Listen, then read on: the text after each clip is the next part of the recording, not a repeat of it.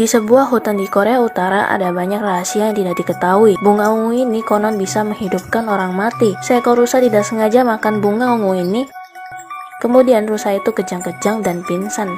Ketika dia bangun, matanya putih. Dia berjalan sempoyongan, dia tampak linglung. Di depannya ada seekor harimau. Dia menatap harimau dan mengejarnya. Bagaimanapun juga dia tetap kalah dan harimau ini bukan lagi harimau biasa. Biasanya ketika mendengar suara gong, harimau akan lari, tapi sekarang tidak, malah menyerang manusia. Baru-baru ini ada rumor katanya harimau bisa makan manusia. Sekarang penduduk desa percaya dan melarikan diri dengan ketakutan. Hanya beberapa orang yang tidak percaya. Harimau menerkam satu persatu. Ketika orang terakhir sekarat, untungnya kepala suku bergegas membunuhnya.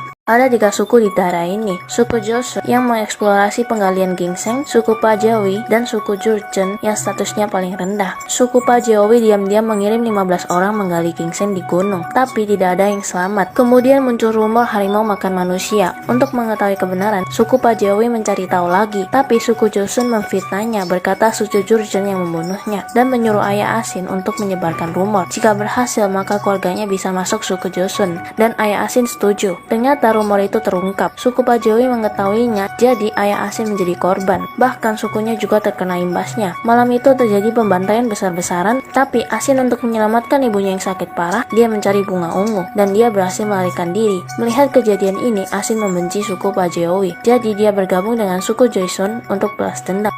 Dia satu-satunya wanita di asrama. Dia datang ke sini hanya untuk satu tujuan, untuk membalas dendam ayahnya. Ayahnya meninggal 10 tahun lalu dan semua sukunya dibunuh, dan hanya dia yang selamat. Jadi dia bergabung dengan suku Joseon sampai tidur dengan babi. Jadi kuli sambil memata-matai suku Pajewi. Setiap hari berlatih memanah agar suatu hari dia bisa mengalahkan musuh. 10 tahun lebih berlalu, dia tumbuh menjadi wanita cantik, tapi di camp semuanya laki-laki. Satu-satunya wanita bukanlah privilege. Dia selalu dipandang sebelah mata, tapi Asin melawannya dan ingin membunuhnya. Tapi perkataan pria itu membuatnya ragu.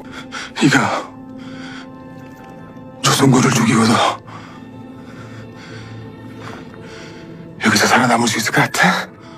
Balas dendam belum dimulai. Jangan sampai karena kesalahan kecil balas dendam gagal. Asin masih tetap pergi ke suku Pajewi dan memata-matai lagi. Dia mengungkapkan sebuah rahasia. Dia bersembunyi melihat prajurit menyeret seorang pria dengan kasar dan pergi setelah memberi makan minum ala kadarnya. Melihatnya, hatinya sesak, dan setelah prajurit pergi, dia memberanikan diri memeriksa. Perlahan melihat wajah pria itu. Ternyata itu ayahnya. Selama ini ayahnya disiksa sangat kasar, kehilangan tangan dan kakinya, dan dirantai. Dia tidak tega dan menangis. Dia mencoba melepaskan rantai besi, tapi ayahnya berkata, keadaan di mana lebih baik mati daripada hidup. Dia melepaskan rantai dan bersandar pada ayahnya. Setelah kehangatan singkat, ada suara tusukan. Dia memenuhi keinginan ayahnya. Setelah itu, dia mengkremasi ayahnya. Dia kembali ke barak. Kedatangannya kali ini membuka semua rahasia. Panah yang dibawa petugas itu sama dengan panah yang membantai suku malam itu. Sepertinya selama ini Asin salah paham.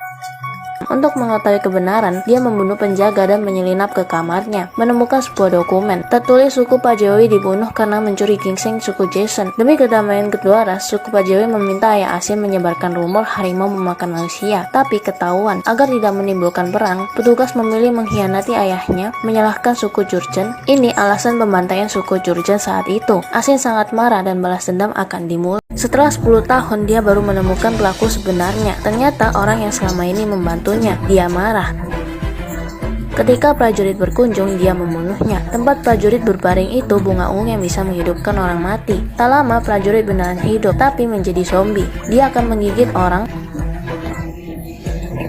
Di sisi lain, prajurit yang ingin tidur merasa aneh. Ternyata penuh darah. Dia membuka selimut. Orang di sebelahnya sudah tercabik-cabik. Setelah beberapa saat, semua terbangun dan jadi zombie, lalu membunuhnya. Zombie semakin banyak, orang normal semakin sedikit. Ketua ingin kabur, tapi dia dipanah. Asin berdiri di atap, melihat zombie merajalela. Jadi dia bantu menembakkan panah dan membunuh semua. Tidak ada satupun yang hidup. Setelah pembantaian selesai, zombie dibakar.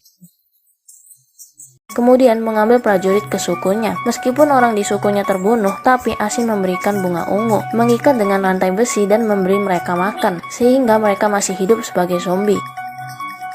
Prajurit ini akan menjadi makanan mereka, tapi ini belum cukup. Asin memberikan bunga ungu pada tabib istana, berkata bunga ini dapat menghidupkan orang mati. Tabib itu percaya. Target pembantaian Asin berikutnya adalah seluruh Korea Utara, dan film pun berakhir.